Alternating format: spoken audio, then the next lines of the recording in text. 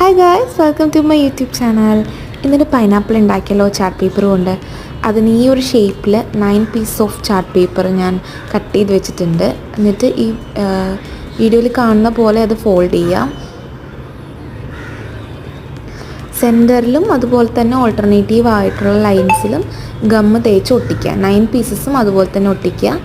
അതിനുശേഷം ഈ pieces join ചെയ്യാം. ജോയിൻ ചെയ്യുമ്പോഴത്തേക്കും നേരത്തെ ആഡ് ചെയ്ത ലൈൻ അല്ലാത്ത ലൈനിൽ വേണം ഗമ്മ് തേക്കാൻ. അതിനുശേഷം ഒരു കാർഡ്ബോർഡോ അല്ലെങ്കിൽ കട്ടിയുള്ള ഒരു പേപ്പർ ഈ ഷേപ്പിലിട കട്ട് ചെയ്തെടുത്തിട്ട് അതിലേക്ക് നമ്മുടെ പൈനാപ്പിൾ ഒട്ടിച്ചു കൊടുക്കാം.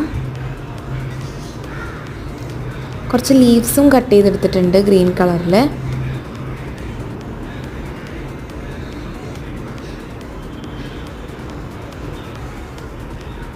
ആ ലീവ്സ് മേളത്തെ പോർഷനിൽ